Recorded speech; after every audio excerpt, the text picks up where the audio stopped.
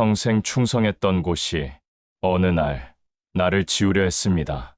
저는 도장 하나로 사람의 인생 방향을 바꾸던 북한 대사관 2인자였습니다. 그런데 어느 날 본국에서 제 서류를 요청했습니다. 며칠 뒤 운전기사가 밤에 다가와 속삭였습니다. 참사관 동무 이름이 나왔습니다. 처리하겠다는 말이 들렸습니다. 그때 알았습니다. 돌아가면 끝이라는 걸. 2023년 12월 아프리카 에티오피아 해발 2400m 고원 도시 아디스아바바의 새벽, 저는 아내와 딸의 손을 잡고 어둠 속을 달리고 있었습니다. 뒤에서는 검은 옷의 사람들이 추격해오고 앞에는 굳게 닫힌 철문 하나만 남아 있었습니다. 평양에는 아들이 남아 있었습니다. 30년을 북한 외교에 바친 사람인 제가 왜 그 새벽, 그 선택밖에 할 수 없었는지 지금부터 그 이야기를 하겠습니다. 이런 이야기를 계속 듣고 싶으시다면 구독과 좋아요로 함께 해주세요. 그 선택의 시작은 그 새벽이 아니었습니다. 모든 건 몇 달 전 조용히 시작됐습니다. 2023년 가을 에티오피아 아디스아바바. 저는 그곳에서 북한 대사관 참사관으로 일하고 있었습니다. 쉽게 말하면 대사관 2인자, 30년 외교관 생활의 정점이었습니다. 그해 9월 대사관에 이상한 소문이 돌기 시작했습니다. 격리 담당이던 최동무 가족이 본국으로 소환됐는데 석 달째 아무 소식이 없다는 겁니다. 평양에 있는 친척한테 연락해봐도 모른다는 대답뿐이었다고 합니다. 그 집 아이들도 같이 갔다던데 누군가 복도에서 속삭이는 소리를 들었습니다. 저도 모르게 발걸음이 멈췄습니다. 아이들까지 외교관 소환이야 늘 있던 일이었습니다. 그런데 아이들까지 데려가서 소식이 없다. 그건 소환이 아닙니다. 여러분도 아시다시피 그건 다른 겁니다. 그날 밤 저는 처음으로 잠이 오지 않았습니다. 저희 가족은 3년 전 이곳에 부임했습니다. 아내와 딸 셋이 함께 왔습니다. 아들은 그때 군 복무 중이었습니다. 24살, 한창 나이에 인민군 소위로 복무하고 있었으니 데려올 수가 없었습니다. 평양을 벗어날 수 없는 신분이었으니까요. 아버지, 잘 다녀오세요. 3년이면 금방이에요. 공항에서 웃으며 손 흔들던 아들의 얼굴이 자꾸 떠올랐습니다.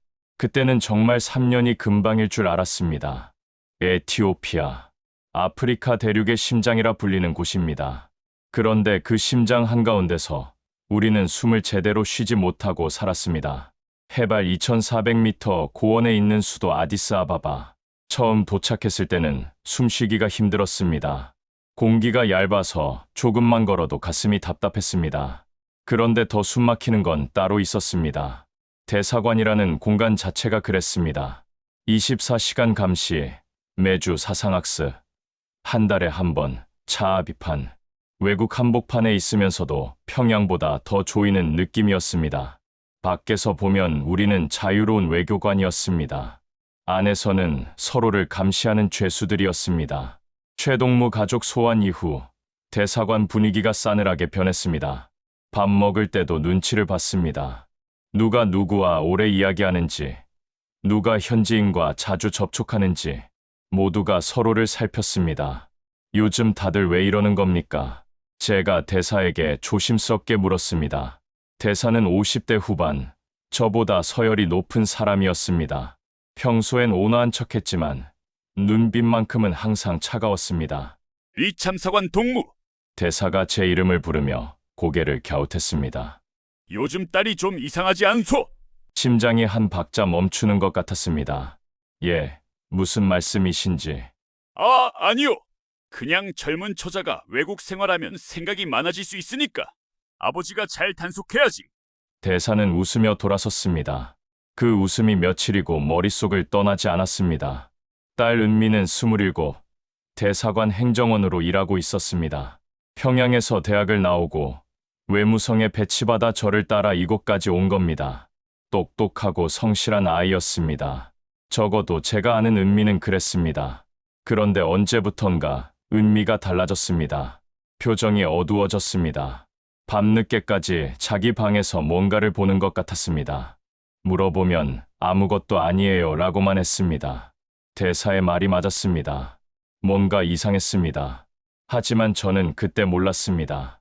그 이상함이 우리 가족의 운명을 바꿀 씨앗이라는 걸. 10월 중순 본국에서 공문이 왔습니다. 대북 제재 장기화에 따른 재외공간 운영 효율화 방안. 어려운 말로 써놨지만 내용은 간단했습니다. 인원을 줄이겠다. 누군가는 돌아가야 한다. 공문을 읽는 순간 최동무 가족 얼굴이 스쳤습니다. 돌아간다는 게 무슨 의미인지 이제는 모를 수가 없었습니다. 그날 저녁 아내가 물었습니다. 여보, 우리도 불려가는 거요? 저는 대답하지 못했습니다. 대답할 수가 없었습니다. 밤새 천장만 바라봤습니다. 아내도 잠들지 못하는 게 느껴졌습니다. 서로 등을 맞대고 누워서 아무 말도 하지 못한 채 밤을 새웠습니다. 30년이었습니다. 김일성 종합대학 국제관계학부를 나와서 외무성에 들어가 30년, 쿠바 대사관, 이집트 대사관, 그리고 이곳 에티오피아까지 조국을 위해 일한다고 믿었습니다. 당을 위해, 수령님을 위해, 조국을 위해 그 말을 진심으로 믿었습니다. 그런데 지금 그 조국이 저를 어떻게 하려는 건지 알 수가 없었습니다. 최동무는 무슨 잘못을 했을까요? 격리 장부에 문제가 있었을까요? 아니면 누군가를 잘못 만났을까요? 아니면 그냥 누군가 그 자리가 필요했던 걸까요? 그해 가을, 아디스아바바의 하늘은 유난히 맑았습니다. 건기가 시작되면서 매일 푸른 하늘이 펼쳐졌습니다. 해발 2400m, 아프리카에서 가장 하늘과 가까운 도시, 그 맑은 하늘 아래서 저는 처음으로 이런 생각을 했습니다. 이대로는 안 되겠다. 아직 구체적인 생각은 없었습니다. 탈북 같은 건 상상도 못했습니다. 그저 막연하게 이 답답함에서 벗어나야 한다는 느낌, 그게 시작이었습니다. 돌이켜보면 그 가을이 모든 것의 시작이었습니다. 그 일은 10월 말, 어느 늦은 밤에 터졌습니다. 자정이 넘어서 화장실을 가려고 일어났는데 딸 은미 방에서 희미한 빛이 새어나오고 있었습니다. 문틈으로 파란 불빛이 깜빡였습니다. 이 시간에 뭘 보는 거지? 저도 모르게 문을 열었습니다. 은미가 화들짝 놀라며 뭔가를 이불 밑으로 집어넣었습니다. 하지만 이미 늦었습니다. 저는 봤습니다. 노트북 화면에 한국 글씨가 떠 있었습니다. 아버지, 은미의 얼굴이 하얗게 질려 있었습니다. USB였습니다. 현지 에티오피아 직원한테서 받은 거라고 했습니다. 그 직원이 한국 사람 친구한테 얻었다면서 몰래 건네줬다는 겁니다. 안에는 한국 드라마가 들어 있었습니다. 저는 그 자리에서 USB를 빼앗았습니다. 손이 떨렸습니다. 이게 뭔지 알아? 이게 뭔지 알고 이런 짓을 한 거야? 목소리를 낮추려 했지만 떨림을 감출 수가 없었습니다. 아버지, 저는 그냥 그냥 이거 하나면 우리 가족 전부 끝이야. 나, 너, 엄마, 평양에 있는 내 동생까지 전부? 은미가 울기 시작했습니다. 저는 그 애를 안아주지 못했습니다. 안아줄 여유가 없었습니다. 머릿속이 하얘졌다가 다시 미친 듯이 돌아가기 시작했습니다. 누가 봤을까? 보위부에 보고됐을까? 대사가 아는 걸까? 요즘 딸이 좀 이상하지 않소? 며칠 전 대사의 말이 귓가에 맴돌았습니다. 알고 있었던 건가? 아니면 떠보는 건가? 저는 그날 밤 USB를 부숴버렸습니다. 망치로 여러 번 내리친 다음 조각을 화장실 변기에 넣고 물을 내렸습니다. 그리고 은미에게 말했습니다. 너는 아무것도 모른다. 그 직원한테 아무것도 받은 적 없다. 알겠지? 네, 아버지. 내일부터 그 직원 눈도 마주치지 마. 인사도 하지 마. 은미가 고개를 끄덕였습니다. 저는 방으로 돌아와서 아내 옆에 누웠습니다. 심장이 아직도 미친 듯이 뛰고 있었습니다. 옆에서 아내가 물었습니다. 무슨 일이오? 아무것도 아니오. 자오. 그렇게 말했지만 그날 밤 저도 아내도 잠들지 못했습니다. 천장만 바라보며 밤을 새웠습니다. 다음 날부터 대사관 분위기가 더 험악해졌습니다. 본국에서 지시가 내려왔다고 했습니다. 전 직원 대상 사상검열을 실시하라는 내용이었습니다. 동무들, 요즘 세상이 어수선합니다. 대사가 직원들을 모아놓고 말했습니다. 적들의 사상 침투가 갈수록 교묘해지고 있소. 의심스러운 점이 있으면 즉시 보고하시오. 서로 감시하고 서로 고발하라는 뜻이었습니다. 며칠 뒤 대사가 저를 따로 불렀습니다.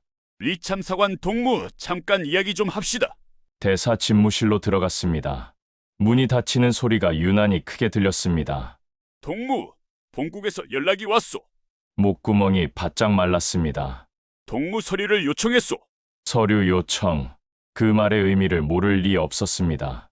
인사 서류, 경력 서류, 가족 관계 서류. 누군가를 조사할 때 가장 먼저 하는 일이었습니다. 무슨 서류 말입니까? 자세한 건 나도 모르오. 그냥 본국 인사처에서 요청한 거라고만 들었소. 대사는 담담하게 말했습니다. 마치 날씨 이야기하듯이. 너무 걱정하지 마시오. 정기 점검일 수도 있으니까. 정기 점검. 그런 게 있었던가요? 30년 일하면서 한 번도 들어본 적 없는데. 감사합니다. 대사 동무. 저는 고개를 숙이고 나왔습니다. 복도를 걷는데 다리에 힘이 없었습니다. 벽을 짚고 싶었지만 누가 볼까봐 꾹 참았습니다. 그날 저녁 아내가 제 얼굴을 보더니 물었습니다. 여보, 얼굴이 왜 그래요? 무슨 일 있소? 저는 한참을 망설이다가 말했습니다. 본국에서 내 서류를 요청했소. 아내의 얼굴이 굳어졌습니다. 서류를. 왜요? 모르오. 대사도 모른다고 했소. 아내가 한참 동안 아무 말도 하지 못했습니다. 그러다가 작은 목소리로 말했습니다. 여보, 우리 불려가는 거 아니오? 저는 대답하지 못했습니다. 대답할 말이 없었습니다. 그 무렵 아프리카 연합 본부에서 행사가 있었습니다. 저도 대사를 수행해서 참석했습니다. 에티오피아는 아프리카 연합 본부가 있는 나라입니다. 각국 외교관들이 모이는 자리였습니다. 그곳에서 한국 외교관들을 봤습니다. 그들은 웃고 있었습니다. 자유롭게 이야기하고, 자유롭게 악수하고, 자유롭게 움직였습니다. 누가 감시하는 것 같지 않았습니다. 누구 눈치를 보는 것 같지도 않았습니다. 저도 외교관입니다. 저 사람들도 외교관입니다. 그런데 왜 이렇게 다를까? 왜 저들은 저렇게 편해 보이는 걸까? 행사가 끝나고 돌아오는 차 안에서 은미가 작게 말했습니다. 아버지, 저 사람들 봤어요? 조용히 해. 저는 낮게 말했습니다. 운전기사가 듣고 있었으니까요. 하지만 은미의 말이 계속 머릿속에 맴돌았습니다. 저 사람들, 같은 한민족인데, 같은 말을 쓰고, 같은 얼굴을 하고 있는데, 왜 저들은 자유롭고, 우리는 이렇게 숨막히게 사는 걸까? 밤마다 잠이 오지 않았습니다. 눈을 감으면 최동무 가족 얼굴이 떠올랐습니다. 아이들 얼굴이 떠올랐습니다. 석 달째 소식이 없다는 그 아이들. 그리고 평양에 있는 아들 얼굴이 떠올랐습니다. 그 애는 잘 있을까? 혹시 나 때문에 무슨 일이 생긴 건 아닐까? 생각이 꼬리를 물었습니다. 한 번 시작되면 멈출 수가 없었습니다. 씹던 음식이 넘어가지 않았습니다. 밥을 먹다가도 문득 손이 멈췄습니다. 아내는 저를 걱정스럽게 바라봤지만 아무 말도 하지 않았습니다. 말해봤자 해결될 게 없다는 걸 둘 다 알고 있었으니까요. 11월 초, 은미가 제게 다가왔습니다. 아버지, 드릴 말씀이 있어요. 저는 긴장했습니다. 또 무슨 일인가?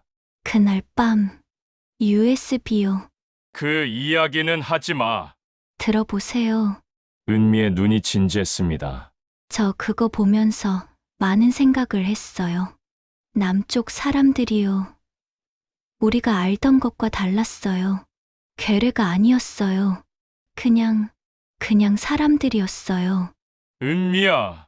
아버지, 우리가 배운 거 뭔가 많이 다른 것 같아요. 저는 은미의 입을 막으려다가 멈췄습니다. 그 애의 눈에 눈물이 고여 있었습니다. 저는 아무 말도 하지 못했습니다. 사실 저도 같은 생각을 하고 있었으니까요. 11월 중순, 본국에서 공문이 또 왔습니다. 외화 수입 할당량 미달에 대한 책임 추궁.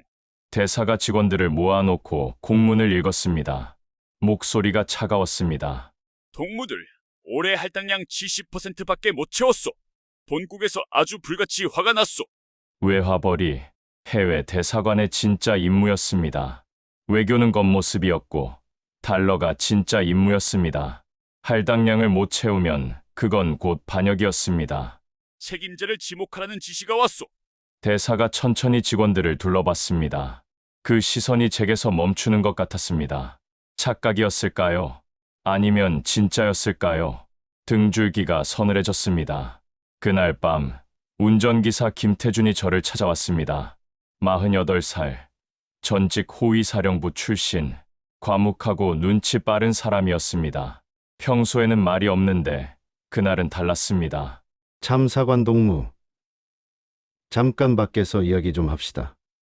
대사관 뒤뜰로 나갔습니다. 어둠 속에서 김태준의 얼굴이 보였습니다. 표정이 굳어 있었습니다. 오늘 낮에 대사 동무 통화 들었습니다. 뭘 들었소? 평양하고 통화하는데 참사관 동무 이름이 나왔습니다. 심장이 멎는 것 같았습니다. 뭐라고 하던가? 다 듣지는 못했습니다. 그런데 김태준이 잠시 망설이다가 말했습니다. 처리하겠다는 말이 들렸습니다. 처리. 그 단어가 머릿속에서 빙빙 돌았습니다. 며칠 뒤 평양에서 편지가 왔습니다. 아들한테서 온 편지였습니다. 군부대에서 보낸 거라 검열을 거쳤을 테니 내용은 평범했습니다. 안부 인사, 날씨 이야기, 건강 조심하라는 말. 그런데 편지 끝에 이상한 문장이 있었습니다. 아버지, 요즘 집에 손님이 자주 오십니다. 아버지 이야기를 많이 물어보시더라고요. 손님, 아버지, 이야기. 저는 그 문장을 10번도 넘게 읽었습니다. 암호였습니다. 그 애가 보낸 경고였습니다. 보위부가 우리 집을 드나들고 있다. 아버지에 대해 조사하고 있다. 편지를 든 손이 떨렸습니다. 그 애는 지금 어떤 상황일까? 조사를 받고 있는 건 아닐까? 나 때문에 그 애까지 끌려가는 건 아닐까? 눈앞이 캄캄해졌습니다. 저는 아내에게 편지를 보여줬습니다. 아내는 읽다가 손으로 입을 막았습니다. 여보, 이게 무슨... 보위부가 움직이고 있어. 그럼 우리... 아내가 말을 잇지 못했습니다. 눈에 눈물이 고였습니다. 성우는 어떡해요? 그 애는요? 아들 이름이 나오자 저도 말문이 막혔습니다. 아들은 평양에 있습니다. 군 복무 중입니다. 저 혼자도 이곳을 벗어날 수 있을지 모르는데 그 애를 어떻게 합니까? 일단 생각 좀 해봅시다. 저는 그렇게밖에 말할 수 없었습니다. 대사관이 감옥처럼 느껴지기 시작했습니다. 아침에 눈을 뜨면 오늘 무슨 일이 생길까 두려웠습니다. 복도에서 누군가와 눈이 마주치면 저 사람이 나를 감시하는 건 아닌가 의심했습니다. 밥을 먹어도 맛을 몰랐습니다. 숟가락을 들어도 손이 떨려서 국물이 흘렀습니다. 잠은 더 오지 않았습니다. 눈을 감으면 아들 얼굴이 떠올랐습니다. 공항에서 웃으며 손 흔들던 모습. 3년이면 금방이에요 라고 했던 목소리. 3년. 벌써 3년이 넘었습니다. 그 애를 다시 볼 수 있을까요? 11월 말, 대사관에 또 다른 소식이 들려왔습니다. 이집트 대사관에서 일하던 박동무가 본국 소환됐다는 겁니다. 가족이랑 같이 갔다던데 무슨 일인지 아는 사람이 있어? 아무도 몰랐습니다. 아무도 말하지 않았습니다. 그냥 사라진 겁니다. 최동무에 이어 박동무까지. 다음은 누구일까요? 저는 거울을 봤습니다. 얼굴이 열흘 새에 확 늙어 있었습니다. 눈 밑에 그늘이 짙었고 광대뼈가 튀어나와 있었습니다. 이러다가 정말 끌려가겠구나. 그 생각이 들었습니다. 12월 초 결정적인 일이 터졌습니다. 대사가 저를 또 불렀습니다. 리 참사관 동무, 본국에서 연락이 왔소. 또 무슨 연락입니까? 내년 초에 인원 조정이 있을 거요. 동무도 귀국 대상에 포함될 수 있소. 귀국. 그 말이 무슨 뜻인지 알았습니다. 최동무처럼, 박동무처럼 사라지라는 뜻이었습니다. 아직 확정은 아니니까 너무 걱정하지 마시오. 대사는 또 그렇게 말했습니다. 담담하게, 날씨 이야기하듯이. 그리고 대사가 덧붙였습니다. 딸도 같이 돌아가야 할 거요. 사무실을 나오는데 다리가 풀렸습니다. 벽을 짚고 겨우 걸었습니다.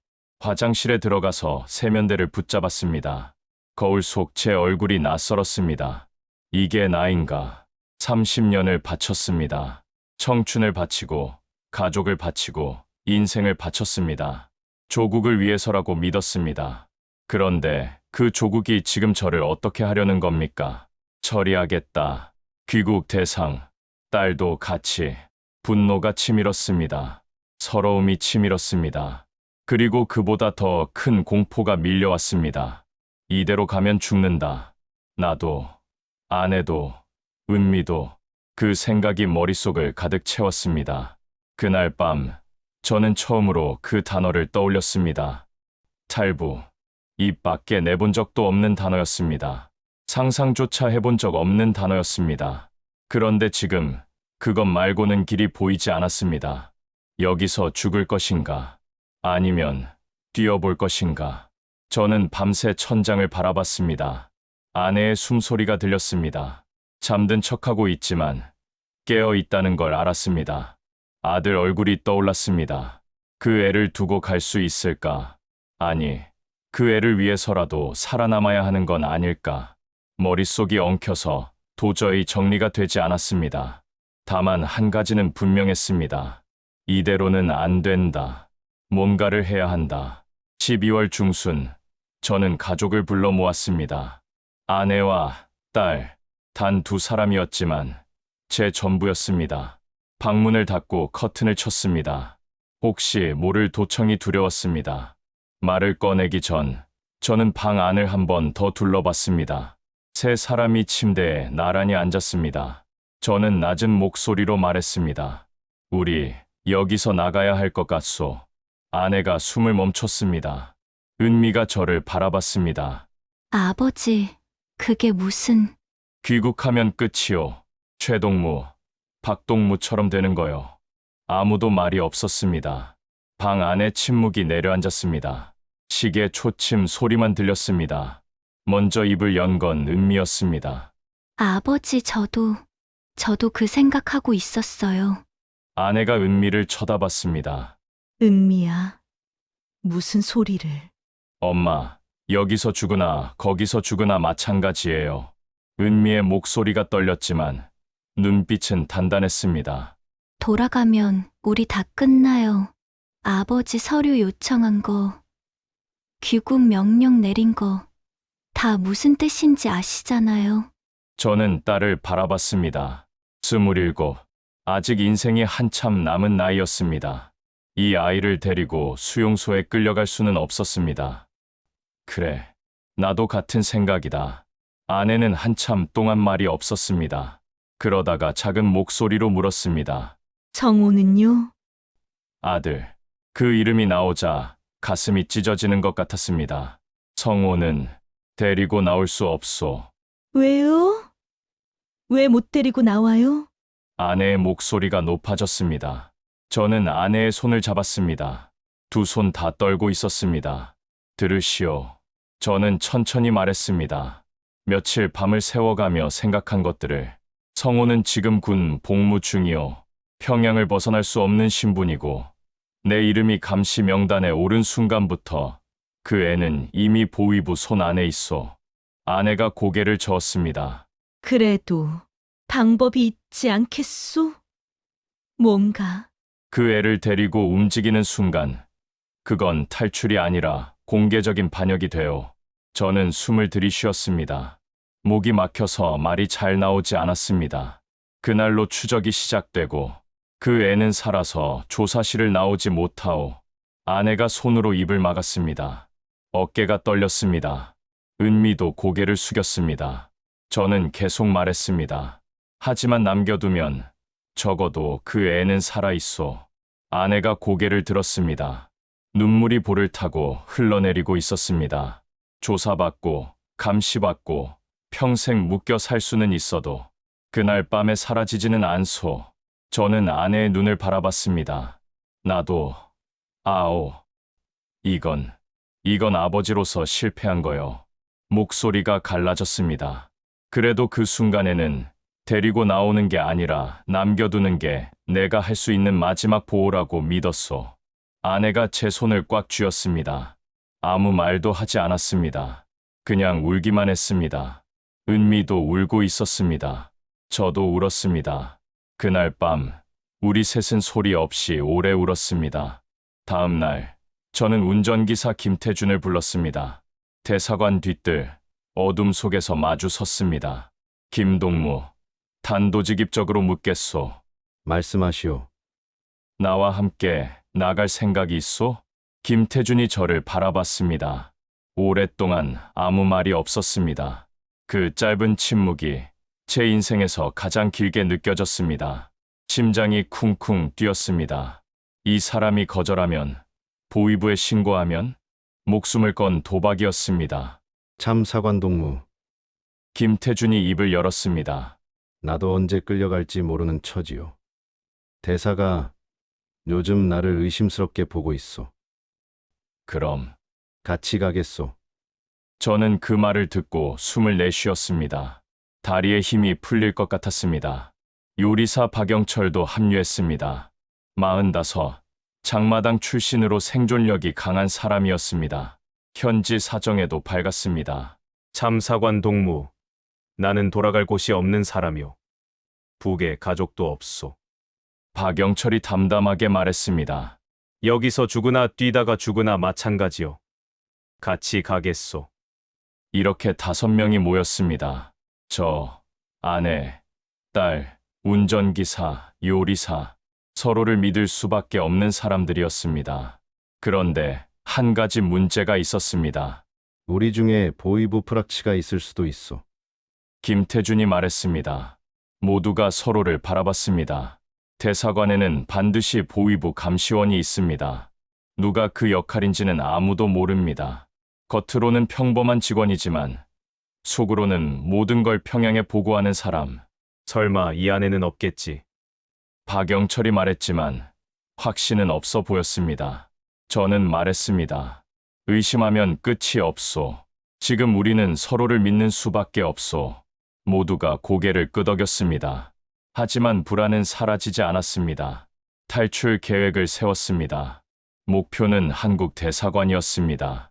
아디스아바바에는 대한민국 대사관이 있었습니다. 거기까지 가서 망명을 신청하면 됩니다. 거리는 얼마나 돼요? 멀지 않소. 새벽에 움직이면 도로가 비어 있을 거요. 김태준이 대답했습니다. 문제는 북한 대사관에서 눈치채는 순간이오.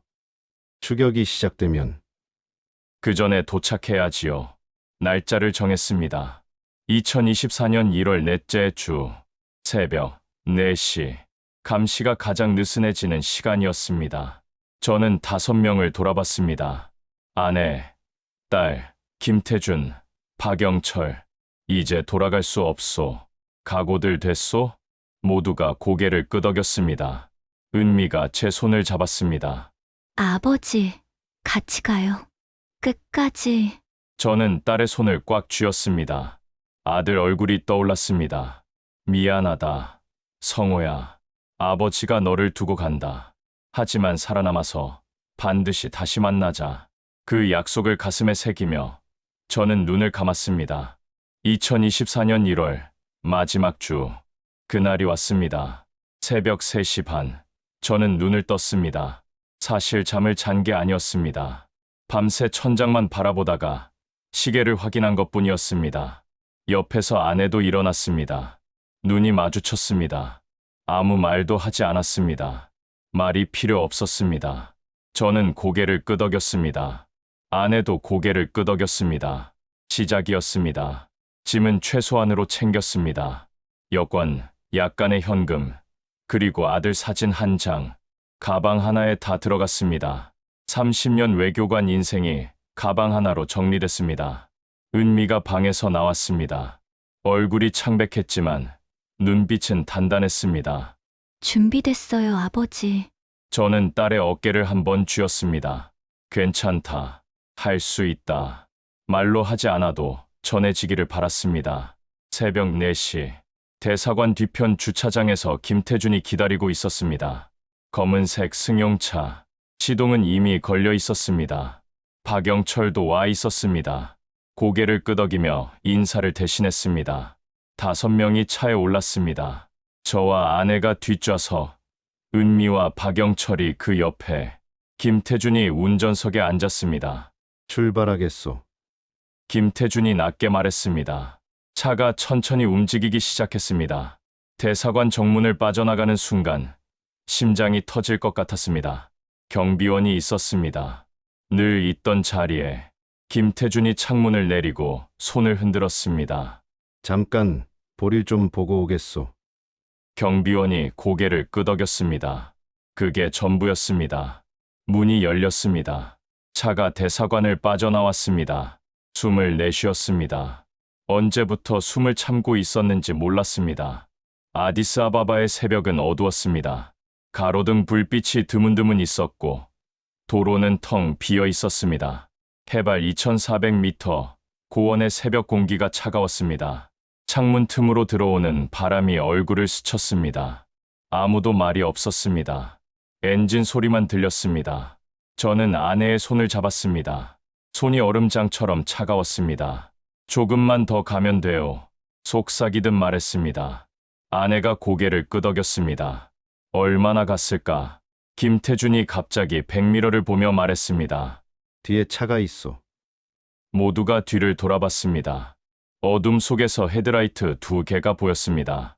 점점 가까워지고 있었습니다. 우연이겠지. 박영철이 말했지만 목소리에 확신이 없었습니다. 김태준이 속도를 올렸습니다. 뒤따라오는 차도 속도를 올렸습니다. 제길, 김태준이 욕을 내뱉었습니다. 들켰소. 심장이 목까지 뛰었습니다. 어떻게 알았을까? 누가 신고한 걸까? 생각할 시간이 없었습니다. 빨리 가시오. 제가 소리쳤습니다. 김태준이 엑셀을 밟았습니다. 차가 앞으로 튀어나갔습니다. 아내가 제 팔을 꽉 잡았습니다. 은미가 숨을 죽였습니다. 뒤에서 경적 소리가 들렸습니다. 빵, 빵, 서라는 뜻이었습니다. 서면 끝이었습니다. 아디스아바바 시내로 들어섰습니다. 새벽이라 도로는 여전히 한산했지만 간간히 차들이 보이기 시작했습니다. 김태준이 능숙하게 핸들을 돌렸습니다. 골목으로 들어갔다 나오고 큰 길로 빠졌다가 다시 샛길로 빠졌습니다. 추격하는 차가 잠시 멀어지는 것 같았습니다. 됐소. 박영철이 물었습니다. 아직. 김태준이 말을 끝맺지 못했습니다.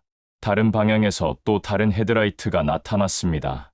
2대, 추격 차량이 2대로 늘어 있었습니다. 은미가 작게 비명을 질렀습니다. 아버지, 괜찮다. 괜찮아. 저는 딸의 손을 잡았습니다. 제 손도 떨리고 있다는 걸 알았지만 잡지 않을 수 없었습니다. 등줄기로 식은땀이 흘렀습니다. 숨을 쉬는 것조차 잊어버린 것 같았습니다. 얼마나 남았소? 조금만 더. 김태준이 이를 악물고 말했습니다. 조금만 더 버티시오. 추격전은 영원처럼 느껴졌습니다. 실제로는 얼마 안 됐을 겁니다. 하지만 그 시간이 제 인생에서 가장 길었습니다. 뒤에서 차가 바짝 붙었습니다. 헤드라이트가 백미러를 가득 채웠습니다.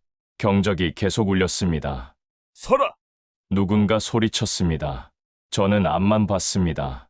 앞만 보고 있었습니다. 그때 저 멀리 불빛이 보였습니다. 건물 하나, 대문 앞에 조명이 켜져 있었습니다. 저기요! 박영철이 외쳤습니다. 한국 대사관, 태극기가 보였습니다.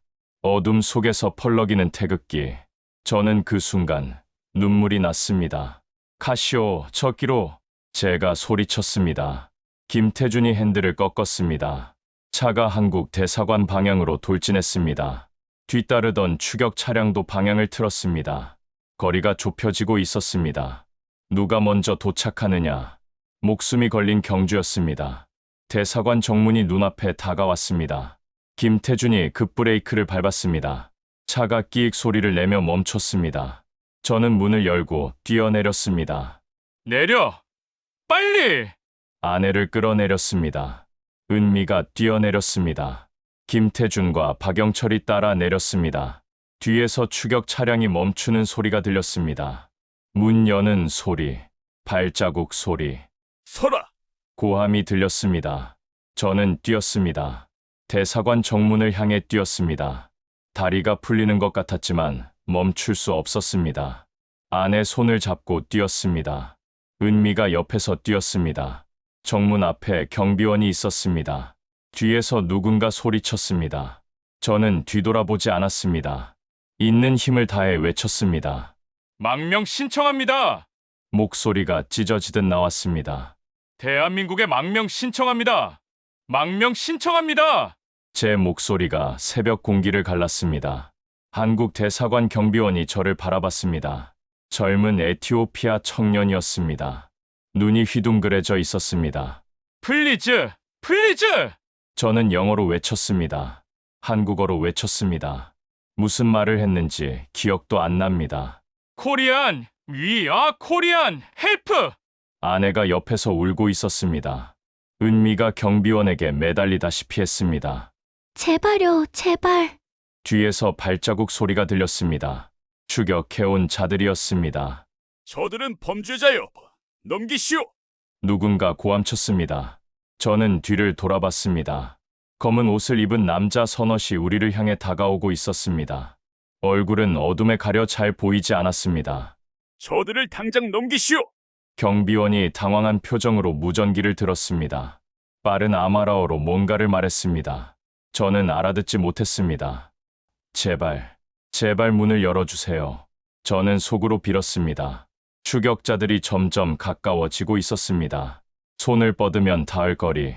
그때 대사관 안에서 불이 켜졌습니다. 문이 열리고 누군가 나왔습니다. 한국인이었습니다. 40대쯤 되어 보이는 남자. 잠옷 위에 외투를 걸친 채였습니다. 새벽에 급하게 깬 모습이었습니다. 무슨 일입니까? 그가 물었습니다. 저는 그에게 달려들듯 말했습니다. 저희는 북한 대사관 직원입니다. 대한민국에 망명 신청합니다. 제발 보호해 주십시오. 한국인 직원이 저를 바라봤습니다. 그리고 뒤에 있는 추격자들을 바라봤습니다. 저자들은 범죄자요. 당장 넘기시오. 추격자 중 하나가 말했습니다. 한국인 직원이 천천히 고개를 저었습니다. 이분들은 지금 대한민국의 보호를 요청했습니다. 목소리가 단단했습니다. 대한민국 영토 안에서는 우리가 보호할 겁니다. 그 말을 듣는 순간 무릎에 힘이 풀렸습니다. 저는 그 자리에 주저앉을 뻔했습니다. 아내가 제 팔을 잡았습니다. 아내도 울고 있었습니다. 은미가 감사합니다 하고 말했습니다. 목소리가 떨렸습니다. 김태준과 박영철도 고개를 숙였습니다. 안으로 들어오십시오. 한국인 직원이 말했습니다. 우리 5명은 대사관 문 안으로 들어갔습니다. 문이 닫혔습니다. 그 순간 저는 뒤를 돌아봤습니다. 철문 너머로 추격자들이 서 있었습니다. 그들은 아무것도 할 수 없었습니다. 여기는 대한민국 영토였습니다. 저는 그제야 숨을 내쉬었습니다. 살았구나. 우리가 살았구나. 대사관 안은 조용했습니다. 새벽이라 대부분 잠들어 있었을 겁니다. 우리 때문에 급하게 깬 사람들 몇 명이 복도에 나와 있었습니다. 한국인 직원이 우리를 응접실로 안내했습니다. 일단 여기 앉으십시오. 물 가져오겠습니다. 저는 소파에 앉았습니다. 다리에 힘이 없었습니다. 손이 아직도 떨리고 있었습니다. 아내가 제 옆에 앉았습니다. 은미가 그 옆에 앉았습니다. 아무도 말이 없었습니다. 그냥 살아있다는 사실을 실감하고 있었습니다. 얼마 후 대사관 직원이 물을 가져왔습니다. 저는 컵을 받아들었습니다. 손이 떨려서 물이 흘렀습니다. 한 모금 마셨습니다. 물이 목으로 넘어가는 게 느껴졌습니다. 살아있구나. 밖에서 소란이 들렸습니다. 추격자들이 아직 정문 앞에서 항의하고 있는 모양이었습니다. 저자들을 넘겨라. 외교 문제로 만들겠다. 고함 소리가 희미하게 들렸습니다. 한국인 직원이 말했습니다. 걱정 마십시오. 저희가 보호하겠습니다. 저는 고개를 끄덕였습니다. 말이 나오지 않았습니다. 창밖으로 하늘이 조금씩 밝아오고 있었습니다. 새벽에서 아침으로 넘어가는 시간, 아디스아바바에 해가 뜨고 있었습니다. 저는 그 하늘을 바라봤습니다. 북한 대사관에서 봤던 하늘과 같은 하늘이었습니다. 그런데 지금은 달랐습니다. 이 하늘 아래서 저는 더 이상 죄수가 아니었습니다. 아내가 제 손을 잡았습니다. 여보, 응. 우리가 해냈소. 저는 고개를 끄덕였습니다. 눈물이 났습니다. 참으려 했지만 참을 수 없었습니다. 30년 동안 참아왔던 것들이 한꺼번에 쏟아져 나왔습니다. 저는 아내 앞에서, 딸 앞에서 울었습니다. 부끄럽지 않았습니다. 그때 아들 얼굴이 떠올랐습니다. 성호, 평양에 남겨둔 내 아들. 우리는 여기까지 왔는데 그 애는 아직 그곳에 있습니다. 기쁨과 슬픔이 동시에 밀려왔습니다. 저는 눈을 감았습니다. 버텨라, 성호야. 아버지가 반드시 방법을 찾을 테니. 지금은 살아남은 것만으로도 감사했습니다. 대사관 안은 안전했습니다. 하지만 끝난 게 아니었습니다. 우리는 응접실에서 그날 하루를 보냈습니다. 밖으로 나갈 수 없었습니다. 창문 너머로 정문 쪽을 보니 북한 대사관 차량이 아직 서 있었습니다. 그들은 포기하지 않았습니다. 오전이 되자 대사관이 분주해졌습니다. 직원들이 오가고 전화벨이 울리고 누군가 빠른 목소리로 통화하는 소리가 들렸습니다. 한국 대사가 직접 우리를 만나러 왔습니다. 50대 중반쯤 되어 보이는 분이었습니다. 표정이 진지했습니다. 상황이 복잡합니다. 대사가 말했습니다. 북한 측에서 공식 항의를 했습니다. 여러분을 범죄자라고 주장하고 있어요. 저는 고개를 저었습니다. 저희는 범죄자가 아닙니다.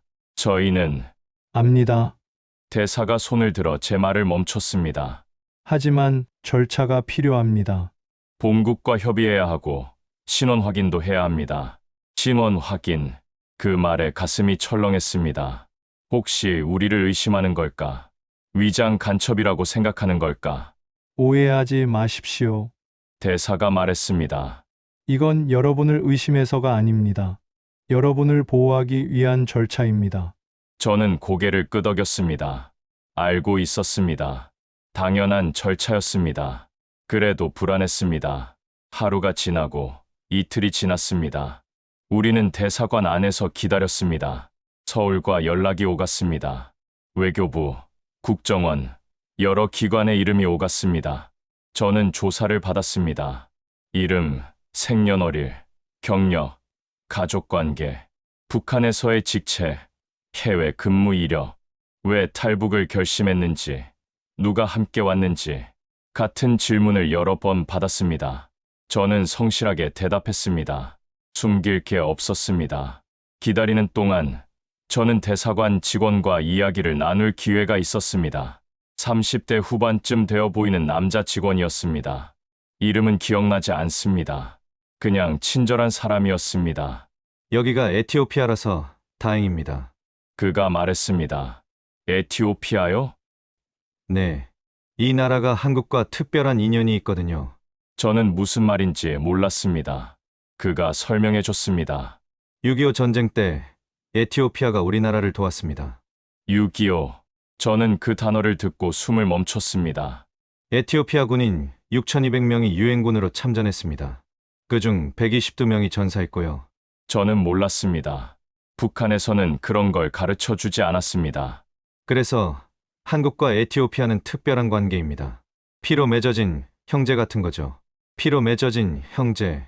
저는 그 말을 곱씹었습니다. 70년 전 이 나라 젊은이들이 한국을 위해 싸우다 죽었습니다. 그리고 70년 뒤 저는 이 나라에서 자유를 찾았습니다. 우연이라고 하기엔 뭔가 이상한 인연이었습니다. 사흘째 되는 날 좋은 소식이 왔습니다. 본국에서 수용 결정이 났습니다. 대사가 직접 와서 말해줬습니다. 조만간 한국으로 출국하실 수 있습니다. 저는 그 말을 듣고 한참 동안 아무 말도 하지 못했습니다. 아내가 제 손을 잡았습니다. 은미가 울기 시작했습니다. 김태준이 고개를 숙였습니다. 박영철이 한숨을 내쉬었습니다. 끝난 겁니다. 출국 준비가 시작됐습니다. 서류 작업, 항공편 예약, 보안 절차. 우리는 제3국을 경유해서 한국으로 들어가기로 했습니다. 직항은 위험했습니다. 북한 측에서 방해할 수 있었으니까요. 출발 전날 밤, 저는 잠이 오지 않았습니다. 창밖으로 아디스아바바의 밤하늘이 보였습니다. 별이 많았습니다. 해발 2400m 하늘과 가까운 도시답게 별이 쏟아질 것 같았습니다. 저는 생각했습니다. 30년 전 김일성 종합대학을 졸업하고 외무성에 들어갔을 때 저는 조국을 위해 일하겠다고 맹세했습니다. 그 맹세가 이렇게 끝날 줄은 몰랐습니다. 배신자가 된 기분이 들었습니다. 아니, 배신당한 기분이 들었습니다. 누가 누구를 배신한 걸까요? 저는 아직도 그 답을 모릅니다. 아내가 다가왔습니다. 잠이 안 와요? 응. 나도요. 아내가 제 옆에 섰습니다. 내일이면 한국이에요. 그래. 우리는 잠시 말이 없었습니다. 무섭기도 하고, 기대되기도 하고. 저는 아내를 바라봤습니다. 52년을 살아온 여자, 저를 따라 낯선 나라를 떠돌다가 이제 또 다른 낯선 나라로 가는 여자. 고맙소. 제가 말했습니다. 뭐가요? 그냥 따라와 줘서. 아내가 웃었습니다. 오랜만에 보는 웃음이었습니다. 당신 아니면 누굴 따라가겠소? 그날 밤, 저는 아들 사진을 꺼내봤습니다. 여권 사이에 끼워둔 작은 사진, 군복을 입고 웃고 있는 얼굴. 성호야, 아버지가 먼저 간다. 먼저 가서 길을 만들어 놓을 테니 언젠가 반드시 만나자. 저는 사진을 가슴에 품고 눈을 감았습니다. 비행기가 인천공항에 내렸습니다. 창밖으로 대한민국 땅이 보였습니다. 저는 그 순간을 평생 잊지 못할 겁니다. 아내가 제 손을 잡았습니다. 은미가 창밖을 바라보며 울고 있었습니다. 진짜 왔습니다. 비행기에서 내릴 때 다리가 떨렸습니다. 트랩을 내려가는데 한 발 한 발이 무거웠습니다. 땅에 발을 딛는 순간 저는 멈춰 섰습니다. 대한민국, 태어나서 한 번도 밟아본 적 없는 땅. 그런데 이상하게도 낯설지 않았습니다. 같은 말을 쓰고, 같은 글을 쓰고, 같은 피가 흐르는 사람들의 나라. 여기가 제 나라였습니다. 공항에서 관계자들이 우리를 맞았습니다. 절차가 있었습니다. 서류, 확인, 안내. 하지만 그들은 친절했습니다. 고생 많으셨습니다. 누군가 그렇게 말했습니다.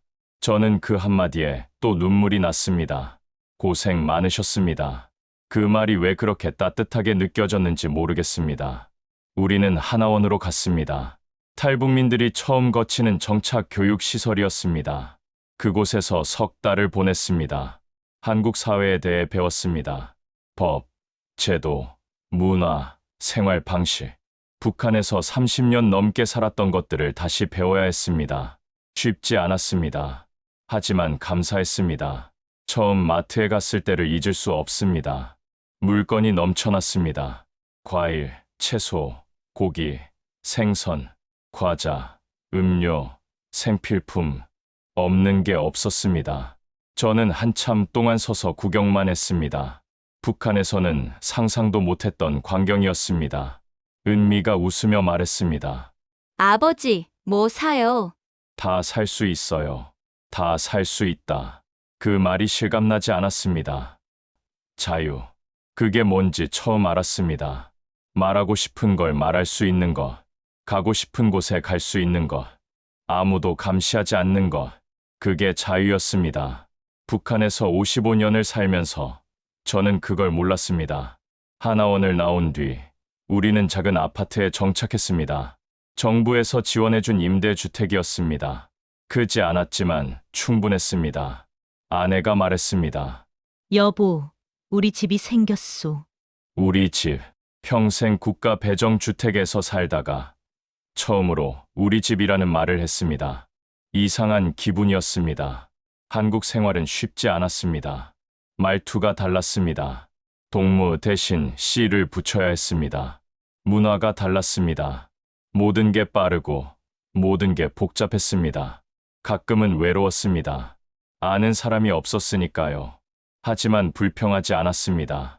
이건 제가 선택한 삶이었으니까요. 밤마다 아들 생각을 했습니다. 성우, 평양에 남겨둔 내 아들, 지금 어떻게 살고 있을까? 조사를 받았을까? 감시를 당하고 있을까? 나 때문에 힘든 건 아닐까? 생각이 꼬리를 물면 잠이 오지 않았습니다. 지금도 밤마다 생각합니다. 그 선택이 옳았는지 아니면 그저 겁이었는지, 데리고 나왔어야 했는지, 남겨둔 게 맞았는지 수없이 되묻습니다. 답은 나오지 않습니다. 다만 한 가지는 압니다. 그날로 나는 자유를 얻었고 아들은 시간을 견디게 되었다는 것. 저는 여기서 살아남았습니다. 그리고 언젠가 그 애를 다시 만날 방법을 찾을 겁니다. 통일이 될 수도 있고 다른 길이 열릴 수도 있습니다. 저는 그날을 기다립니다. 요즘 저는 가끔 한강을 보러 갑니다. 벤치에 앉아서 물을 바라봅니다. 아디스아바바에서 봤던 하늘이 떠오릅니다. 에티오피아, 그 먼 나라. 70년 전 우리를 도왔던 나라에서 저는 새 삶을 시작했습니다. 참 이상한 인연입니다. 가끔 이런 생각을 합니다. 저와 같은 사람이 또 있을 거라고. 지금 이 순간에도 어딘가에서 탈출을 꿈꾸는 사람이 있을 거라고. 그 사람들에게 말해주고 싶습니다. 길은 있다고. 마지막으로 아들에게 말하고 싶습니다. 성호야, 아버지가 먼저 왔다. 여기서 기다리고 있으마. 언젠가 반드시 다시 만나자. 사랑한다. 성호야, 아버지는 여기서 시간을 살고 있다. 너는 아직 그곳에서 시간을 견디고 있겠지. 우리가 같은 시간을 살게 되는 날까지 나는 여기서 기다리고 있으마.